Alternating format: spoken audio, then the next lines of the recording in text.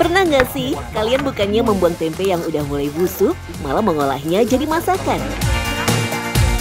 Ini tempe aneh banget, udah busuk gini loh. Dia udah belenyek terus baunya tuh nyengat banget.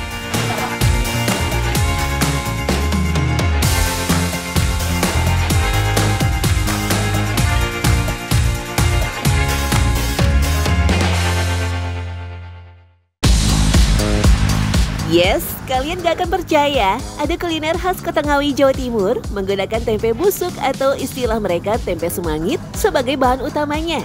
Namanya sambal letok. Bahkan orang-orang percaya tempe busuk malah jadi penyedap rasa alami, terutama untuk sambal letok. Katanya nih, tanpa tempe busuk tak akan ada yang namanya sambal letok. Tapi memang harus, Bu, kalau letok itu pakai tempe bosok. Harus. Memang bahan pokoknya letok itu tempe bosok. Nggak bisa pakai tempe yang biasa? Bisa, cuma nanti rasanya lain, nggak enak. Berarti kalau nggak ada ini, Ibu? Saya mending nggak bikin letok, nggak jualan. Kalau nggak ada tempe bosok? Iya. Ini tempe aneh banget, udah busuk gini loh. Dia udah belenyek, terus baunya tuh nyengat banget.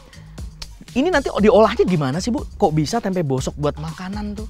Bisa nanti direbus, direbusnya tuh yang lama. Ada 5-6 jam. Terus nggak bau? Nggak bau.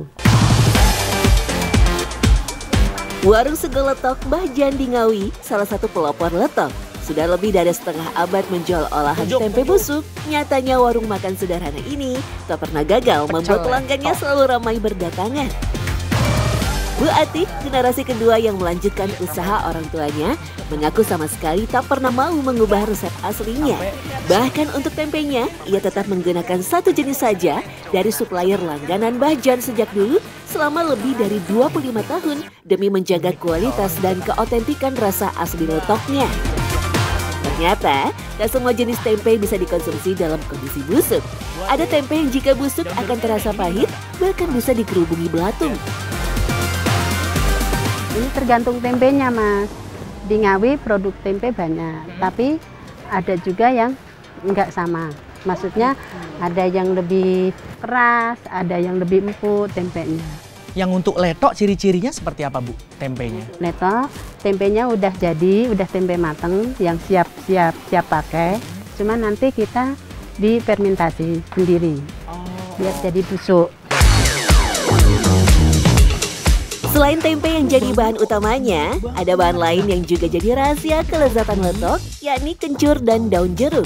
Rempah inilah yang berfungsi sebagai penyeimbang rasa hingga tempe busuk yang awalnya bau menyengat berubah jadi nikmat. Memang terlihat sederhana ya, tapi sajian tradisional ini tak bisa dianggap remeh, terutama dari cita rasanya yang tak bisa dibandingkan dengan jenis masakan apapun.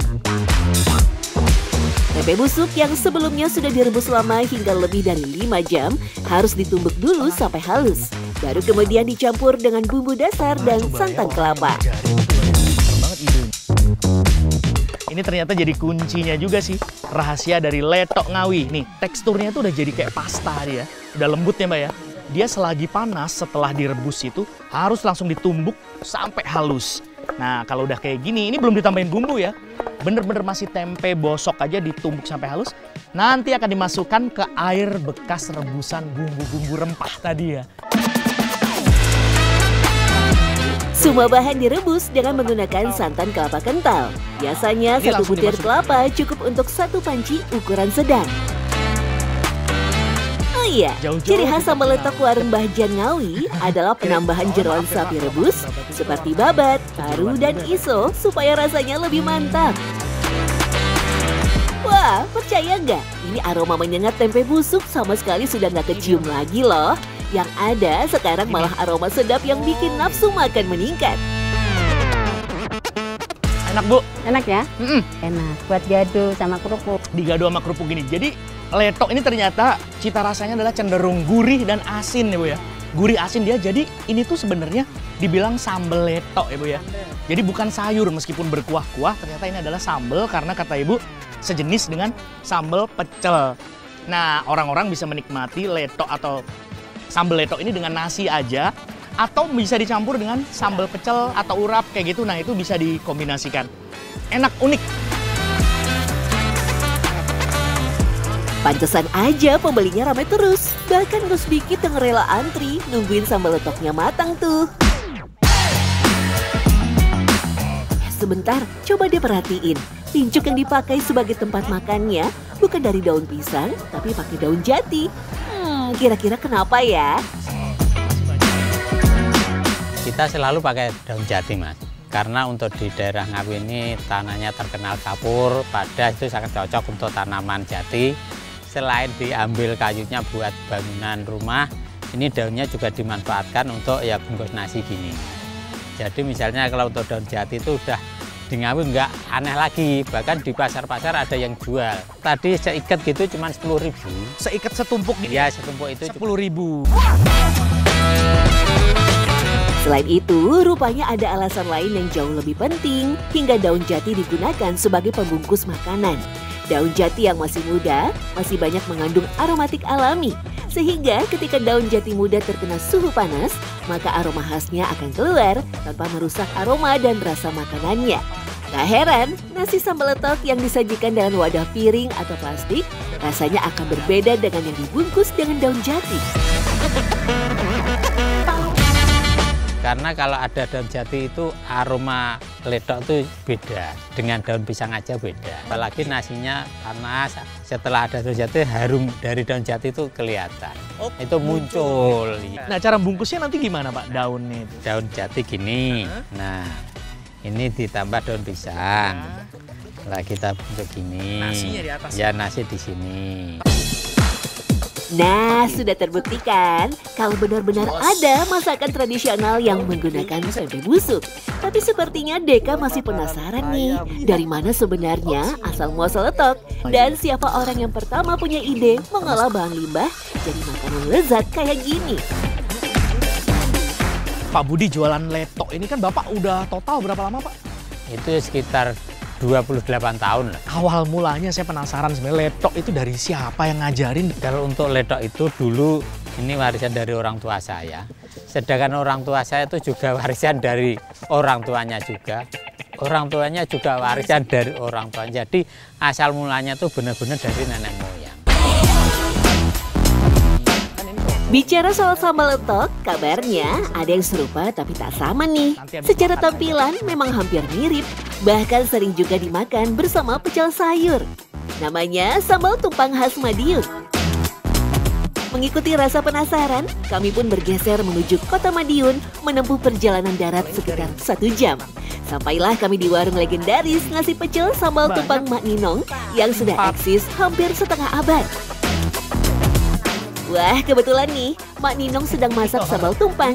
Jadi sebenarnya, apa sih bedanya sambal tumpang dengan sambal letok?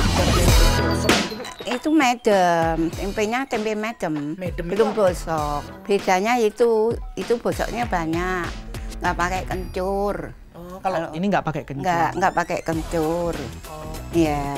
Ternyata beda nih, tempe yang dipakai untuk apa namanya sambal tumpang itu tumpang. Medem dan ini masih cocok untuk dibuat tempe goreng sih. Iya. Tahu ya. Iya.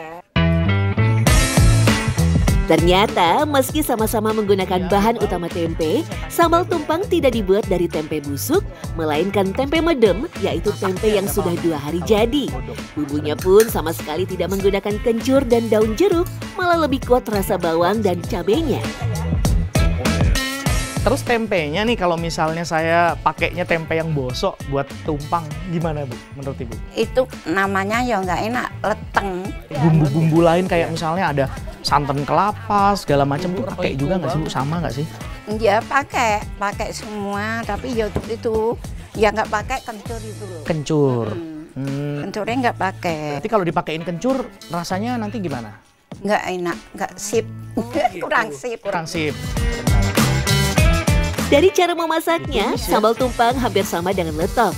Bedanya, kalau sambal tumpang, tempe yang sudah dihaluskan, ditumis dulu sebentar, baru kemudian dicampur bumbu rempah halus dan direbus bersama santan kental. Sedangkan rasanya, sambal tumpang cenderung lebih pedas asin, sedangkan sambal letok rasanya gurih manis. Sejak dulu, masyarakat Indonesia dikenal kreatif mengolah sisa makanan menjadi hidangan baru yang tak kalah nikmat. Alih-alih membuang sisa olahan, masyarakat Nusantara justru memanfaatkannya menjadi makanan khas hingga kini jadi sajian istimewa di daerahnya masing-masing.